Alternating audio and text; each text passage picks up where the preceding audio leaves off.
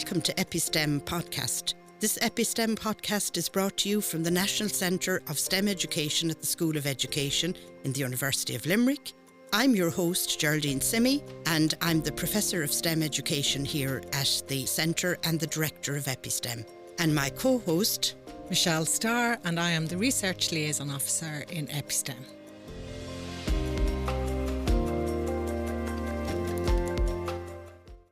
Welcome back, everybody, and we're delighted with our very, very special guest today as Professor Sibel Erduran. She's a world-renowned science educator, researcher, has been on the editorial board and the editor of nearly every science journal that has ever been invented in science education, and is the Professor of STEM Education in the University of Oxford in the UK.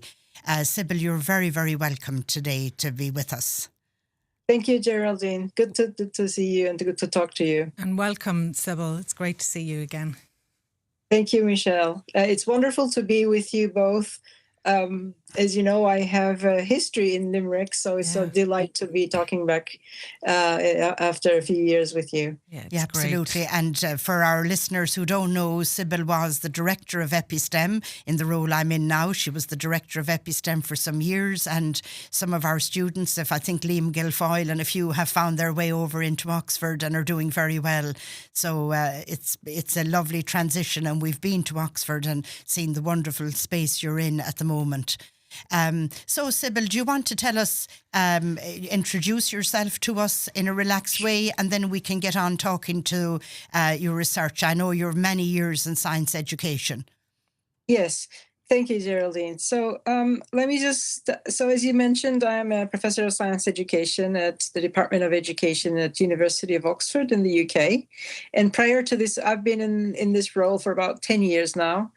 And prior to this role, I was the Director of EPI STEM at Limerick, where I've had a fantastic time. And it actually was quite a sad moment for me to be departing from Limerick, but always glad to be engaging with colleagues and students from there. So I started my career actually as a chemist, biochemist, and I had degrees. I did my higher education in the United States. My background was in chemistry, biochemistry, and food chemistry. And eventually I ended up teaching science and chemistry, at which point I realized my interest in education, and I made a transition to science education. I completed my PhD in science education. But I have had quite an interdisciplinary interest in issues in science at the time. Even when I was a scientist, I was always concerned about the broader issues and concerns about science and society. And I was also very tempted to be philosophizing about issues in science and society. So I think part of my experience led me to believe really that there's a space for interdisciplinary and cross-disciplinary and cross-subject collaboration and conversations. I think in schools, a lot of the times we end up streamlining children into particular fields. And so in my own background, I've seen that as well. And it took me a while to bring together the different interests that I've had in science and education. Anyhow, so that's sort of a quick recap of my background in education. That's wonderful. It makes sense to us, that interdisciplinary and transdisciplinary pieces, and it's more relevant to the world now to think about how to do it than it was maybe even 10, 20 years ago. It is interesting because schools are set up and designed in a certain way and with a certain schedule, and I suppose those little disciplinary boxes have been kept kind of like silos. And the same actually at the university. So I suppose there's a shake-up, there's a call for us to think beyond what has been done in the past, because there are new needs now. I mean, Michelle, do you want to add anything to that? Yeah. Well, yeah, I mean, I suppose coming from my own background as well, that science and then the sociology of education, and I think that critical sociological lens, which is supported by understanding the politics behind issues, bringing in the history, why. So they're all so important, because they can show issues of equity, inclusion, social justice, and it just brings a different evaluation to and reimagination of the sciences, which is very, very important. For example, if you're doing about water, it's why water treatments came in, looking at whatever, going back to the, diseases, the way people, and then how it's transformed to today, why we have flooding in some areas, why we have, we go through shortages, and then just to see the geographic, what's going on in historically colonisation, what that has led to today. And if we're looking at Ireland, what's going on with politics? Why should Ireland, who has rain most days of the week, have shortages?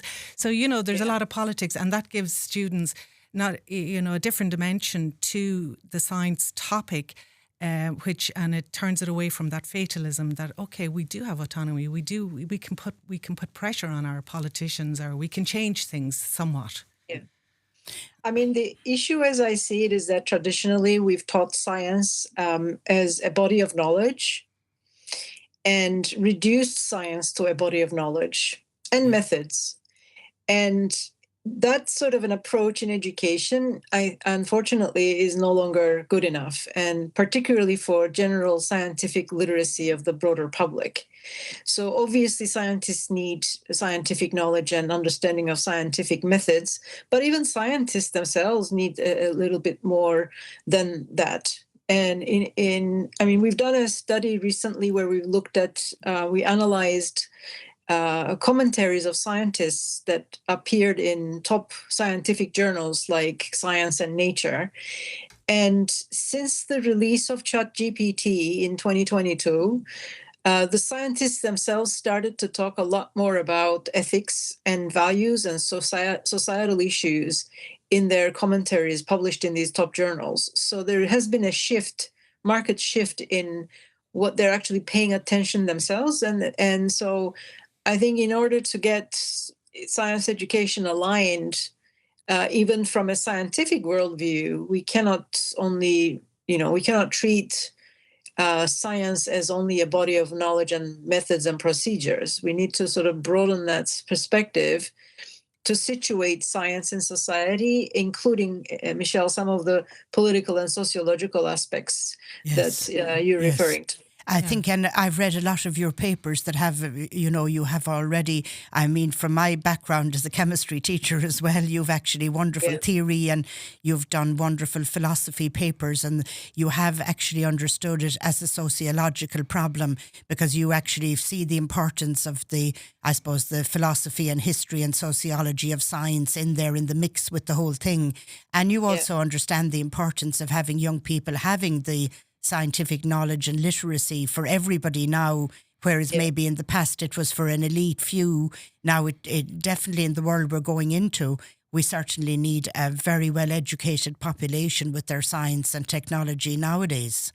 Absolutely. And we've had the pandemic, COVID-19 pandemic recently, which was a major phenomenon for the entire world. And we've seen that COVID-19 was a scientific problem, but it wasn't just a scientific problem. So having only the perspectives and viewpoints of scientists would not necessarily solve this problem. This was an economic problem. It was an educational problem. There was some resistance about wearing masks, for instance, and that requires understanding not just the science, but sort of your social responsibility and broader societal aspects of being a member of a society, and your obligations and duties to help with the public health concerns. We've had the entire world has lived through a very complex socio-scientific problem, which was the pandemic. And it literally immersed us in this space where it wasn't just enough really to understand the science. It was necessary, but not sufficient to understand the science. You had to also understand the economics of how vaccine administration worked, transportation of vaccines, production of vaccines.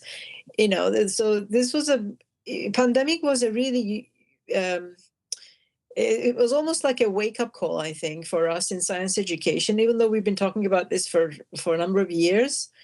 It And actually yeah, immersed the entire world population in that sort of a complex problem that requires yes. citizens to have scientific literacy. And of course, it is actually a wonderful exemplar for us to look back on with a historical hat on us and a scientific hat on us, because I guess That's what right. you're looking at there is you had a very good example of scientists working across borders to come to a solution. You had the probabilistic thinking that people needed to know about whether it was right for them to take the vaccine or not. Governments That's right. couldn't come down on top of people and say take the vaccine or not. It had to come back to individual choice, but with all of the intelligence and with all of the knowledge. So it had the cultural and the ethical and the socio-political and everything there. And it's actually a great example, Sibel, of what's really needed in opening the debate about, I suppose, science and society nowadays. It surely is a wonderful exemplar. Yeah, and I'd actually I'll add on, because you did a great paper, Sibel, on the post-truth and how education, how science education keeps ignoring it. And, you know, that post-COVID as well, we saw that whole social media, because there was an emotional side to the COVID, which is not taken into account. Do you want to tell us about that paper? Yeah, so this is a paper that I published in Science magazine. And it's about the post-truth condition and how I argue that science education keeps on ignoring the post-truth. And I have to say, I am partly within that tradition to some extent in my background, because I've done research on evidence-based reasoning and thinking in science teaching and learning and professional development for over 25 years now. And I've always believed in my own work that we need to foster evidence-based reasoning and argumentation and, helping students to understand how claims are made in science and how knowledge is justified in science. But I came to realize, especially post-pandemic, that this is, of course, very important for students to learn, because it is about scientific habits of mind. Evidence-based reasoning is important in science. And it's also something that applies to everyday life. You know, you go to buy a mortgage or you go to buy a mobile phone. I mean, you'll always be flooded with claims, and you need to sift through evidence and justifications of what you're faced with in order to make an informed decision. So it's a skill. Argumentation or evidence-based reasoning is a skill that is important for general participation in society. So I was very much bought into this framework. But then I came to realize that people are not always acting on a rational basis, and moreover, they might sometimes selectively credit or dismiss evidence based on their social group. So it doesn't matter how much evidence you might sometimes provide to people; they might actually selectively go with the alternative point of view and not the scientific point of view. So there's something else there about the credibility of claims and evidence that from the people's point of view. And there are also other factors that I started to pay more attention to, which is that sometimes there is a deliberate engineering of doubt and misinformation in society, because different stakeholders and political affiliations might serve their agendas. So, for example, the tobacco industry, there has been some deliberate engineering of doubt about whether tobacco is detrimental to health or not. And so, I mean, when you couple these different societal forces, and also, I suppose there's also the issue of loss of trust in expertise and institutions. So we've come into this post-truth world where experts are not as reliable from many people's point of view, or they just deliberately dismiss the expertise of scientists and other professionals and also institutions. So we're in a different type of a social order. Yes. Where you cannot only use evidence to convince people about the credibility of claims. And I came to recognize that, therefore, we're dealing with a political problem. Mm-hmm. And so as science educators, we cannot ignore the political dynamics in society and expect that we will teach students science and they will be able to navigate these complex social problems through science. So they Yes. need to be able to understand these social structures, political structures, economic structures, power dynamics in society that help make these kinds of decisions difficult sometimes. It's not always about the truth that Yes. we Yeah, it is. it's not always about the truth that matters, Yeah, right? yeah. I mean, of course, we value truth, but in order to understand how to navigate this post-truth condition that we're in, we cannot just rely on an understanding of the truth. Yeah, and we can't simply just make it about facts and everything else. In a sense, it can't be simplistic, but we do need a new ethics as well, because the moral authority of people has dropped so much in the last number of years for a whole lot of reasons, valid or otherwise. We need a new way of looking at ethics as well. The old ethics isn't going to work with young people nowadays. We need a new way of looking. We're looking at despotic leaders around the world who are displaying all of our foibles. They're all nakedly on display. So we need to actually definitely look at it. I've come around to thinking, I suppose, in science education, that where the syllabus in Ireland is always looking at an appreciation of science in society, that it would be a great step forward if we did a critical appraisal of science in society and we had our young people able to do a critical appraisal. That would be a huge leap forward, because it would bring in the critical capacities as well, wouldn't it? Absolutely. I think that is actually that should be a priority, I think, in curriculum reform in Ireland and elsewhere, in fact, because if we're not preparing students to deal with these issues, complex societal problems and uncertainties, what are we preparing them for? I mean, it doesn't actually help from a political point of view to raise a population that is not fit for purpose from a societal point of view anyway. And so having a critical perspective on the science curriculum and revision of the learning objectives and educational goals, I think is very timely. It would be very timely to do. It would.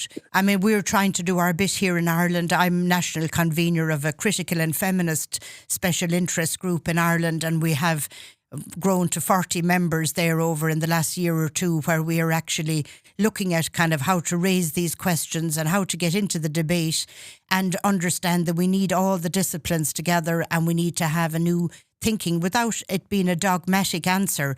So the answer on one side, I suppose we have an old saying in Ireland about, you don't ever fly on one wing. So the way you can't say the answer to populism is to go dogmatic into the science. So it's about holding a space there for a little bit of complexity and nuance and sophisticated kind of thinking. That's right. And it's also for the student, the young person's voice, because that's all about the critical appraisal is, hearing their voice, where they're coming from, and then having that discussion together, which I suppose brings us all back to another thing as well, which is the social media, where a lot of it, which is, it's all part of that picture. And now we have AI coming in the school system. So, I mean, where are we going? Yeah. It brings me to Sibel. I'd love you to tell our listeners about the new Futures special interest group that you've involved with. I heard you speaking about it in Copenhagen at the ASERA conference last summer, and it was very exciting to see that there is actually a movement there. So could you tell our listeners about it? Sure. So this is a special interest group, 8 officially, of the European Science Education and Research Association.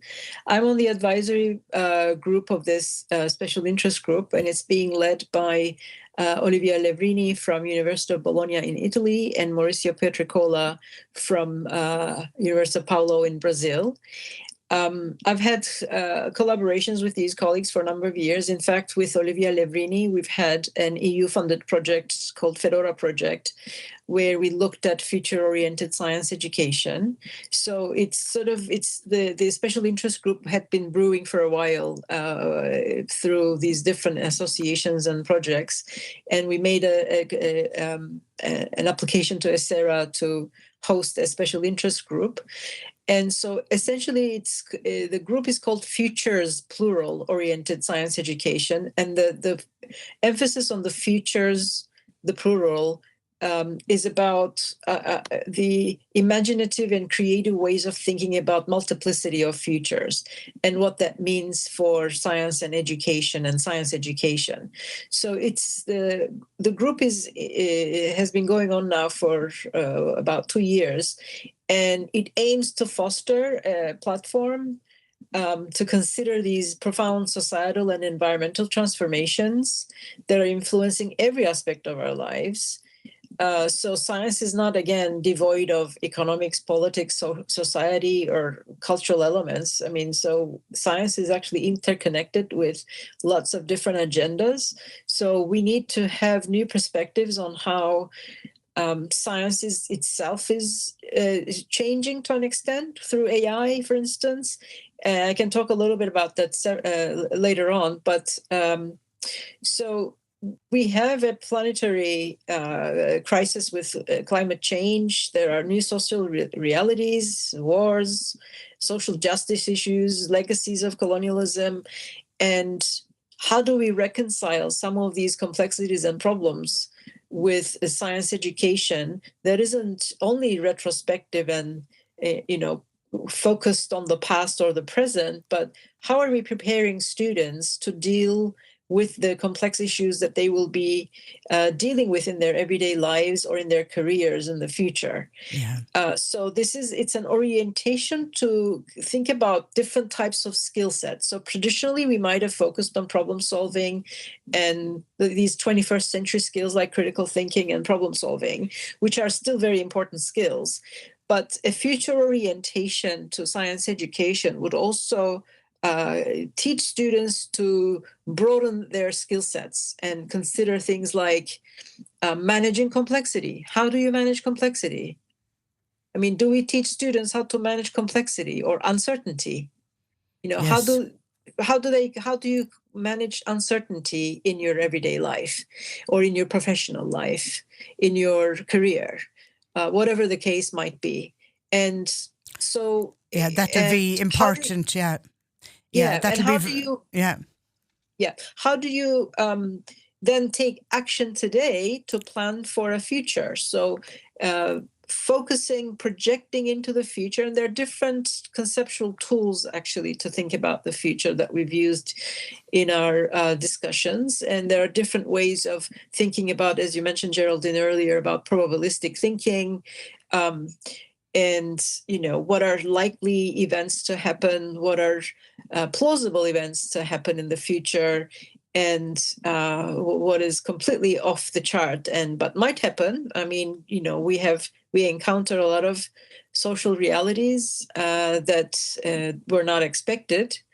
But the issue here is that we give students and teachers a chance to discuss potential future events and activities and to empower them in dealing with skills in managing their actions now, so they feel empowered for dealing with unanticipated or anticipated problems.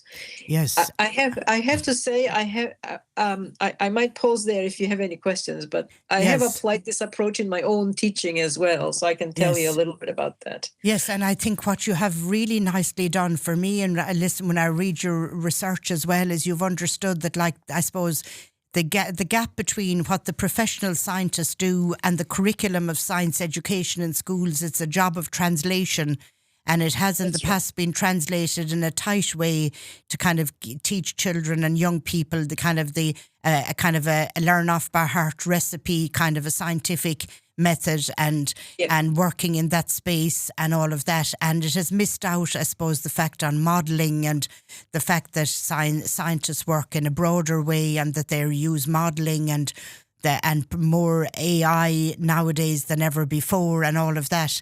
And I suppose I'd add to that the fact that it's an exciting time to be asking these questions, Sibel, because UNESCO have invited, and they've a huge worldwide organisation going on reimagining the social contract in education.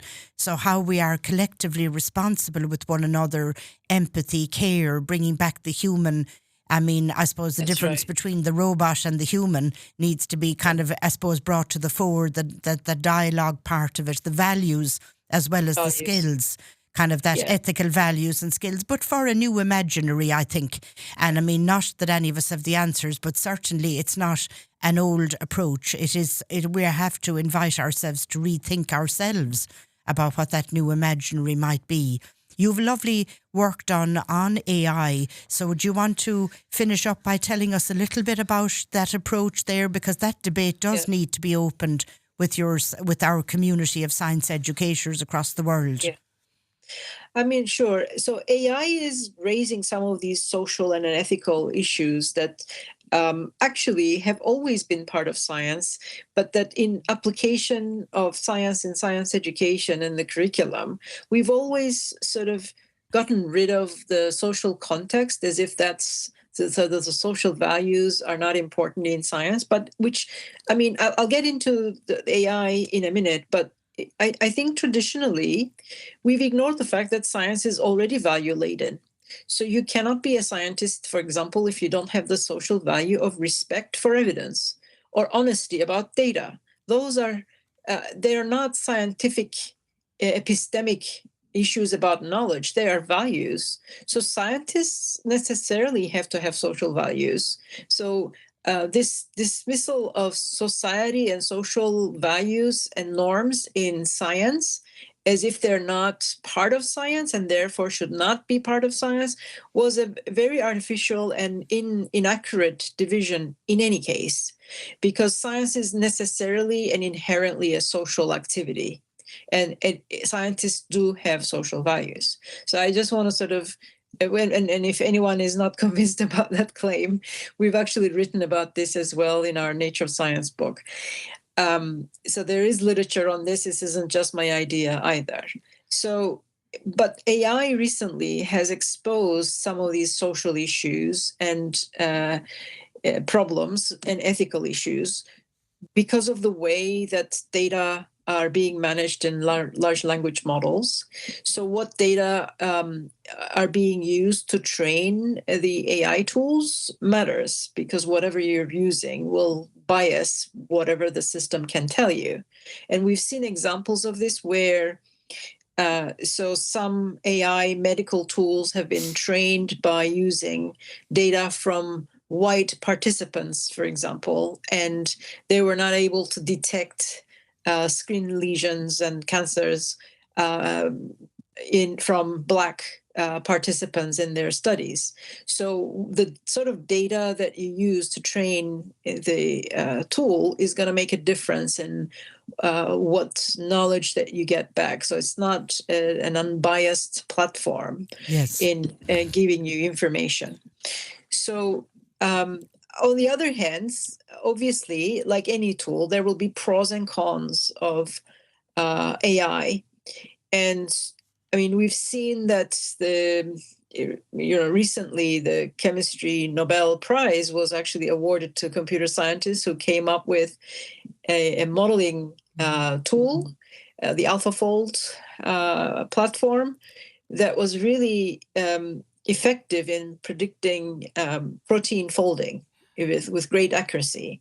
So, and anything from drug design to in many healthcare issues, there has been a lot of progress with the use of AI in understanding medical conditions. So there has been useful contributions of AI as well. But again, as many other advancements in science, there's also the potential to misuse and have detrimental impact on the stakeholders and knowledge and society. So I started getting interested in the impact of AI on science itself. A lot of the conversation at the moment is about how you can use AI tools or generative AI tools to improve teaching and learning, which I think is an important question, because I have interest and background interest in understanding how science works itself, because I'm really committed. The gist of that is about what is it that we're teaching students about science? Are we faithful to the nature of science when we teach students? Or are we just presenting them a version of science that isn't really scientific? And when I say that, I don't mean just the scientific knowledge and the methods, but the broader enterprise of science with all its complexity and messiness. Yes. This societal and ethical aspects of science as well. So that's like the core issue that motivates me in my work. And therefore, when I see new developments that are impacting science itself, I'm just puzzled by what is it that's going on with how AI is being used in science, and what does that now mean for education? Yes. So the pace of these developments are so fast, it seems like we wake up and every day there's something else going on. And so there's this acceleration of technological innovation, but also societal acceleration of issues and uncertainties. And so how do we then align or try to align science education with these developments, including AI? Yeah, we have we have here in EPI STEM now been grappling with that idea, kind of that critical appraisal piece, because obviously there's advantages, disadvantages, dilemmas, all of that, and there'll be need for good regulation and all of that into the future, and those are ethical, political, bigger questions as well. But we also, based on what you've written, the immersive experience for young people, the fact in teaching and learning, being able to give people individual feedback that can't easily be done by the teacher. We have Dr. Vo Vande from Vietnam working with us on a new postdoc here, and he's actually doing chemistry simulations at the moment. We're working with Eli Lilly, and it's a very interesting project to give those immersive, lovely experiences to young people to be able to do some of their chemistry experiments through immersive experiences and simulations and all of that. So it will bring to life a lot of wonderful motivation parts in the classroom and be faithful to, as you say, the nature of science and all of that. So it's like a wake-up call for us all, really.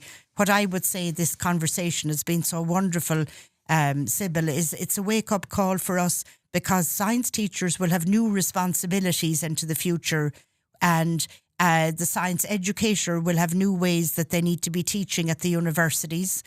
And the community of science education researchers, coupled with scientists and society, while all this new thinking is there, it is actually going to trickle down to being new classroom approaches. So we would hope, I suppose, that if we can start the debate, keep it open, that it doesn't get closed down to being something just closed down too quickly. Isn't that the wish? That's really? Right. Yeah. That's right. Yeah. So, I mean, in terms of science teachers, obviously, it's a major turning point, I think, in education and the role of teachers and teaching, and especially with use of generative AI tools. I'm aware that there is a need for professional development about these tools at this point in time, and so there's a risk, though, that we would then train teachers to use these tools and treat this as yet another sort of a professional development scenario. Yes. But I think there is a bigger issue in terms of upskilling teachers and reconfiguring the teaching profession to adjust to a broader set of skills that teachers need to deal with teaching, because teaching is not going to be the same sort of activity, I think, given AI will be a component of the teaching environment. And I also think what we really need to keep in mind with all of that, movement into that training, is we have to keep in mind the power, because what's behind it, who owns it, who are the proprietors, because these are the ones that have the tools, who own the tools. How are the tools controlled? What are the tools? What are the parameters? because even giving feedback on assessment and etc. But what feedback? Who sets what are the parameters? So we need to keep in mind that power and just don't give it over because AI is wonderful. We have to think of the pros and the cons as well. So I agree absolutely. I mean, and this goes back to the training aspects that I mentioned about data. So you can have biased platforms and who makes the decisions about how the AI will be used and what its capacity is. So these are important questions. And I think the overall message really is this criticality and the, being cautious and cautiously optimistic about, what we can do in education. Yes. I mean, we still need to maintain a level of optimism, I think, and hope that we can educate the youth for a future that hopefully will be brighter and better than where we seem to be at the moment globally. But at the same time, we need to juggle the sort of, may I say, dark forces in the world to ensure that there is social justice and there is that we are moving towards a more constructive and positive future. And I think criticality is a big component of that. We cannot just walk into that in a blinded manner, expecting things will happen somehow. I mean, exactly. That's a good way of putting it. I think we need to manage that tension. We do, and the tension there for me is that the wonderful thing of science is like learning that kind of skepticism being important, skepticism, criticality, all of those good things. But we are going to be having to open more at the classroom level and at the teacher education level. We'll have to open questions to have more of a critical appraisal and to be able to give the skills and upskill and do more than just only see it as a technical issue, more of a cultural and ethical issue, so that it's like a narrative needs to be, people need to have, I suppose what I would say is the skill of being able to open a scientific question, but to close it. I remember seeing once in a paper, the idea is closing down the debate in a way that is not dogmatic, so that in itself is a wonderful nuanced kind of skill, so that the good knowledge is there, the science is in there, but there's an openness there, that it isn't brought into a dogmatic kind of an answer.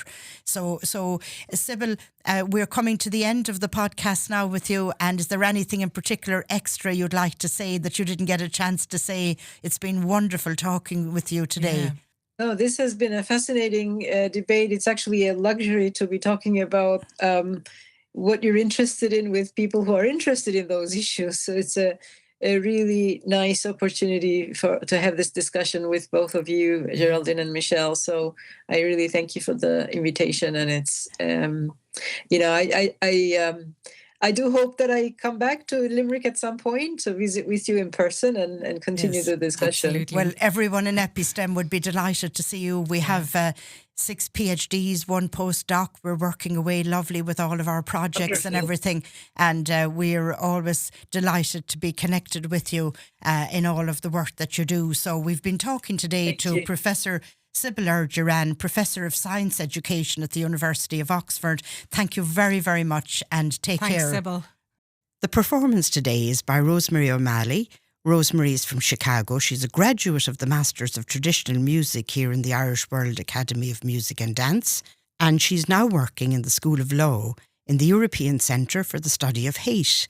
And she's joined by Esteban Flores, and Esteban is from France, originally from Peru as well, with a connection there, also a graduate of the Masters in Traditional Music, and he works in Savins. So a shout out to Savins today, the music shop in Limerick City.